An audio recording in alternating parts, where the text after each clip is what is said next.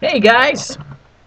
Well, I've been on a bit of a comic book kick, especially in regards to the Hulk.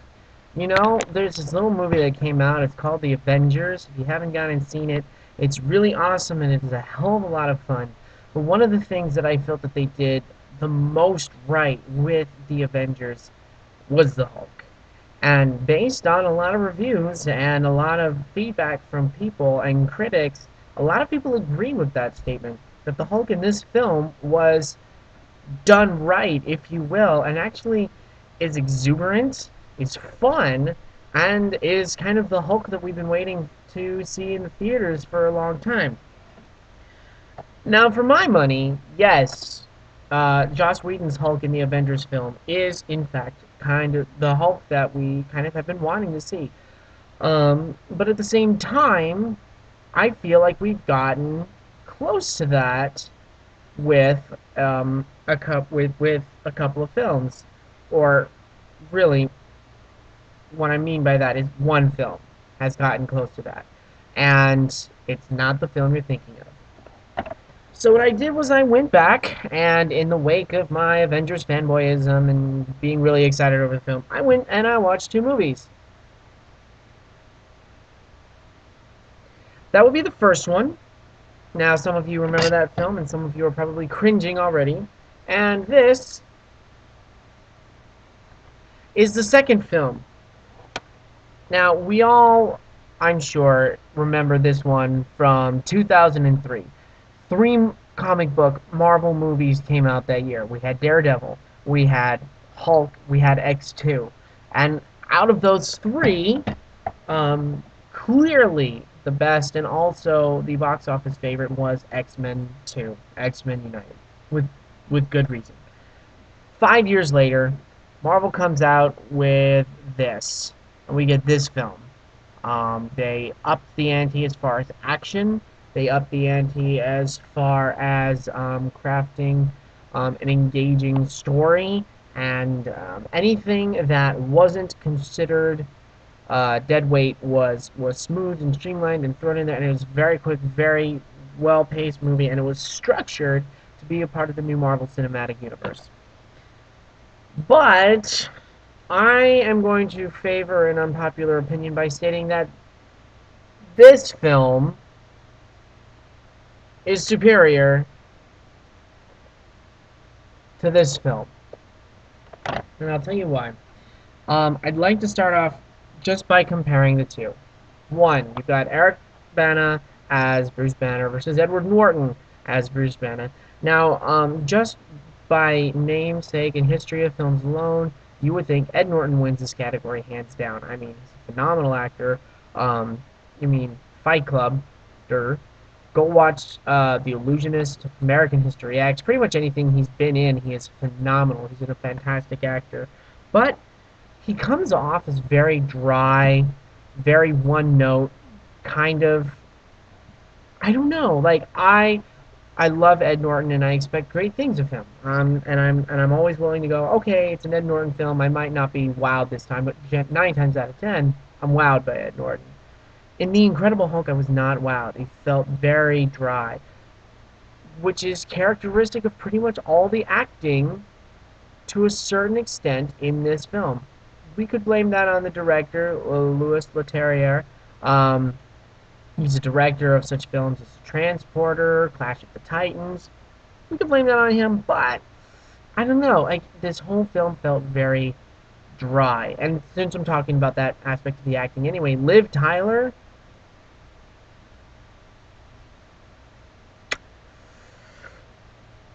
Oh, God, it hurts. God, she can't. Anyways, moving on, because that the whole facial thing should have, I think, summed up my thoughts on Liv Tyler. Because as an actress, I feel like if you poured water on top of her, she still wouldn't be able to act wet. It. She spends most of her time in The Incredible Hulk going, Bruce, Bruce. She's God out of all the acting and the the non-committal acting in this film. Hers is by far the worst offender. William Hurt is kind of stereotypical in his role as General Ross, but I am now officially getting off track because I just wanted to compare and contrast. Eric Bana brings a very stoic, reserved, and then ultimately kind of scary performance as Bruce Banner. He it's really wonderful, the transformation, because he interacts with Betty Ross and you can tell there's that tension, and Jennifer Connelly is really, God, her performance in this film is almost the showstopper. Like, she is utterly believable in her interaction with the Hulk. She's very believable in her interaction with her father. She's very believable. It's just, she hits every note right for me in this film. Like, I really appreciate the acting in this film, but Jennifer Connelly truly, I think, did the best job acting in this film. But Eric Bana he portrays a man who has deep-seated father figure issues, and he brings that to the surface in the most guttural of ways. And I think a lot of people um, overlooked that, or just thought it was kind of plain silly the way he went crazy with all this. And I mean, he really lets himself go, and I felt it was kind of a brave performance. I felt that conversely, in the Incredible Hulk, everyone very much played it safe, so that no one's acting too exaggerated. It's very dry, it's very serious, we're taking it serious, but it's so serious that they were it was vanilla. It was absolutely vanilla and bland. Um, Special effects wise, the Hulk in Hulk is very present. He's very there, and by that you get a very tactile sense of the Hulk's being in that film. They go through a lot of effort to combine the CGI with the practical effects on the set. There are moments such as when Bruce's father sees him transform into the Hulk for the first time, and touches the Hulk's face, and not only do they go through the effort of having the skin shift underneath his hand, but you can hear the sound of skin sliding on skin. And as a human being, that sort of like emotional and physical response to hearing that, you feel it. You don't just see, you don't just hear, you feel the Hulk being on screen. And even today, even by modern cinematic and CGI standards, I feel that this Hulk is far more detailed than the more cartoonish cousin in The Incredible Hulk. And that is what makes the Hulk in Incredible Hulk so unreal to me, is that he is very cartoonish. The facial features, the extraordinarily chiseled sense of muscularity in the Incredible Hulk, it's very outlandish. And while they do a very good job of placing him within the set and having people and characters and effects interact with him, he doesn't have a sense of being there. He's kind of the Jar Jar Binks of Incredible Hulks. He's there smashing things around, but you don't get the sense that he's honestly there.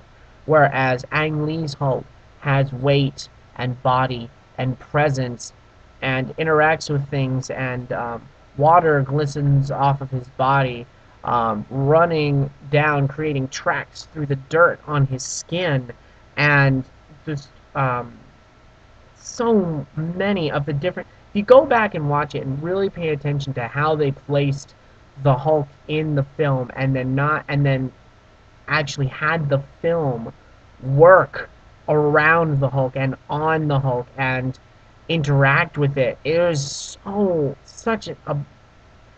ahead of its time. But unfortunately, the story is what got people, because Ang Lee's Hulk is very cerebral. That story is very cerebral to the degree where at the very end, I the final 10 minutes of the film are arguably very disappointing or brilliant, depending on how you take it. And I won't call it brilliant simply because of the fact that it took me two or three viewings just to understand what happened.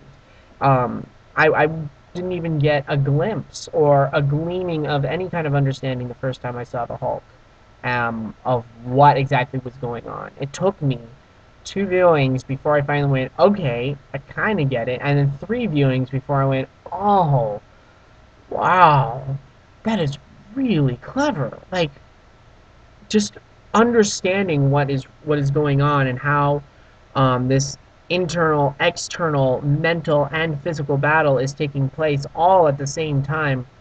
It is really brilliant, but unfortunately weak in execution. And there's a lot of things throughout the film. The Hulk, um, Bruce Banner has memories as a young child of lichen and rocks and a garden, a desert garden that his mother used to work on. And there are so many scenes in the film that are crafted and patterned to look like that, to resemble the lichen, the rocks, the garden, images and sequences from Banner's childhood, things that he, as the Hulk, will see later and stop and look at and pause and kind of have like his memory jostled. And it is really extraordinarily complex in its layering, and the story visually and emotionally is stunningly resonant. Whereas the story in The Incredible Hulk goes, oh, the Hulk is being chased, and Bruce Banner and on the run, and he's we need to um, we have a super soldier now, and we're gonna fight the Hulk. Um, keep on, Bruce and Betty. More Hulk action time, right? Because that's what you guys paid to. Right, this guy Blonsky, he's going nuts now. So, the Abomination, and now title fight. What a hell of a fight it is! Like honestly, even though both Hulk and Abomination, as cartoonish and outlandish and exaggerated they are, it's a hell of a fight sequence. You got to admit, it is fantastic. The fight sequences are awesome. I will not lie. That is what I genuinely appreciated about the Incredible Hulk. Was the fight sequences were just fantastic. Um, from the Hulk and being attacked on the college grounds and the heli, just the way the armies descended on the college was a little, yeah. But let's ignore that. First, the way the Hulk fought and the way things happened. Leterrier is clearly an action film director, where Ang Lee was not. And that is such a strength for him, in The Incredible Hulk. The fight sequences, the action sequences, everything in The Incredible Hulk, especially the sequence where Blonsky, while he's still human, just amped up by the super soldier serum, when he fights the Hulk, that's a awesome scene. And then the fight in Harlem between the Hulk and the Abomination is really awesome. It's a visual treat, if not marred by how cartoony the Hulk and the Abomination both look. Just the attention to detail and the realism in the Hulk within um, Ang Lee's film is so incredible. I mean, I'm watching this. I don't have the Blu-ray. This is just the DVD that I bought back in 2003. This is when it first was released on DVD, 2003, and this is the Blu-ray edition of The Incredible Hulk. This came out a couple of years ago, probably 2008, 2009, right? There is far more detail in the Hulk, in the special effects, the way he is presented, the way that he is put on the screen and animated. There's far more detail in this Hulk than there is in this Hulk. And by detail, I mean realistic detail, not just the striations and the muscle movement. And I mean, it's his face, just his face and his body movements. And like this Hulk, they actually patterned his face after Eric Bana. I'm pretty sure they did not intend for him to look like Ed Norton because he does not look like Ed Norton. It is very clear. It is stunningly clear that he does not look like Ed Norton. Like this, they push it to where he does look like Eric Bana. Now, God, it boils down to story, special effects, and presentation. And for my money, Hulk.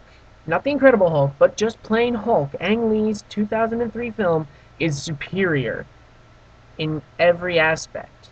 The action sequences are not like flamboyant and like, oh my god, but my god, there's such majesty in the sequence where the Hulk is in the desert on the Gamma base and he is attacked by the tanks and then the helicopters. But the first thing you see, the opening salvo of the attack, there is this like mushroom cloud sort of bomb that explodes overhead, and it takes out a portion of this house that Hulk is standing in front of, rips it to shreds, and then hits him with this shockwave. And then he turns and looks, and it's so brilliant the way the camera, God, such a beautiful, beautiful, beautiful shot. The execution, the thought put into it. A lot of people just they pan all the use of like frames within frames and the comic book panels and the fades and the wipes and the and everything. But man, there was so much thought put into that, and there is so much going on that when you watch it, when you really truly watch it, like every single little detail, God, it's beautiful. That film is beautiful. Whereas The Incredible Hulk is an action film from script to plot to momentum is very paint by numbers. And it's unfortunate because it could have been a lot more. Now, um, I realize that it comes down to just a matter of opinion. And that a lot of people, a lot of people are like, this film is better than this film. And I get that. I realize it comes down to a matter of, hey, in the 2003 film, the Hulk takes 45 minutes to appear on screen. But you know what? In that 45 minutes, we are treated to backstory, origin, psychological resonance. We are told everything we need to know about Bruce Banner and why this is so incredibly important, what is about to happen to him. Whereas in The Incredible Hulk, we get in the opening credits just like flashes of his origin story, and then that's it. It doesn't. Bruce Banner doesn't really matter in The Incredible Hulk. The Hulk matters, and then he's done as an over-inflated cartoon. But is the action fantastic? Yes. God, it's such a pleasure to watch it. Um, but is Bruce Banner present really in the film? Not so much. Bruce Banner is the heart of the Hulk in Hulk. Bruce Banner happens to be a character in The Incredible Hulk who is driven forward and put in situations and eventually transforms into the Hulk. There is only one sequence in which we actually see the Hulk or we see Banner transforming into the Hulk. Every other transformation, it happens off camera. He's hidden or he's partially viewed. The sequence in which Banner is trying to cure himself and he's in the laboratory and he and Dr. Stearns or Betty are there and he's lying on the table and he's transforming. It's a great shot, but it's the only time in the film we see him transforming the Hulk. Pretty much every time, yeah, according to my memory, unless I am missing a scene, every single time Banner turns into the Hulk in the Ang Lee film, we see it. We see it from stage one to go. And really there's only one sequence. It's the one where he transforms in his house that it looks cartoonish and just slightly unrealistic. But man, see, they put so much money and care into making those look good. Yes, there are giant gamma irradiated dogs, and one of them was a poodle. And Hulk fought them. But shit, that was a vicious battle. God, like, that was cool. I liked it. I don't know why people didn't like it. Maybe it was because one of the dogs was a poodle, so they thought, well, what the hell is up with that? But, like, I mean, you put a dude fighting three dogs, okay?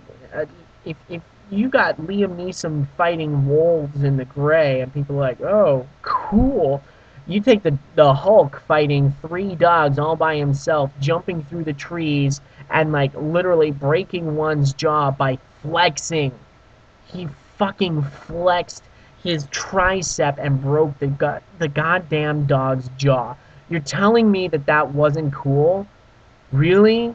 Honestly, are we watching the same movie? Because that was fucking cool. That was just really awesome. And then, oh. Anyways, to close, I'm looking at a couple of pages here. Um, for one thing, let's see. Incredible Hulk received from top critics. Incredible Hulk got a 67% on the Rotten tomato meter. Okay, uh, Ang Lee's Hulk got a 62%. Okay, not as favorably received. All right, that's cool. Let's look at the box office gross.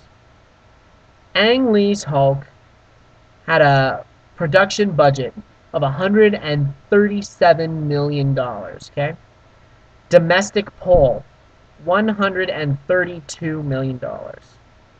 Now, worldwide, it made $245 million. That was enough to, slightly recoup. You have to make twice as much as your budget in order to fully recoup the profits from your film. But $137 million budget, worldwide $245 million. The Incredible Hulk, $150 million budget, worldwide gross $263 million.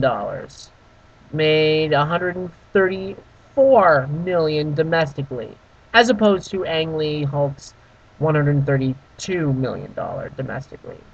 So let's see. We've got two different films, two disparately different films. One of them is an execution in substance and style. Yes, despairingly complex, and the ending is one of those things where you do have to watch it a couple times to get it. Unfortunately, I once you get it, it's great, but you have to get it, and if you don't, oof, it's, yes, understandably a disappointing ending. But you've got an execution in style and substance versus a film that is all style, little substance. They gleaned out all the substance in order to make way for an aerodynamic, Incredible Hulk film that is all about smashing and bashing, because that's apparently what people wanted to see, and it only did slightly better. It could have been easily a sequel to Hulk. You could have easily done a sequel to Hulk, and you could have taken the exact same premise and just moved it forward into a sequel, and you could have given everybody exactly what they wanted. The first film was a fantastic origin story, I felt. It was a great origin story, but they figured, hey, it didn't do as well as we wanted it to, but we're gonna try it again. We're gonna reboot it this time and throw it into the Marvel Cinematic Universe, and we're gonna give it we're gonna make sure that it's not weighed down too much, and we're gonna get pretty much the same results. So here's hoping that they've learned from their mistakes with this film. Because honestly, and you're going to argue with me on this, but honestly, the Hulk that is present in Joss Whedon's Avengers is a lot more similar to this bad boy than he is to Edward Norton's Hulk, which is kind of telling, I feel. I feel like it's a more natural evolution from Ang Lee's Hulk than it is from the Ed Norton Hulk. So, Agree, disagree. Yeah, I'm sure. I'm sure that I'm going to get a lot of disagreements from that, but hey, it's kind of one of those things where if you stop and look and you look back through the 2020 vision of history, that first film was better than the one that came afterward. Just the second one had better action sequences. Anyways, that's me, and there's my comic book fanboy rant for the week.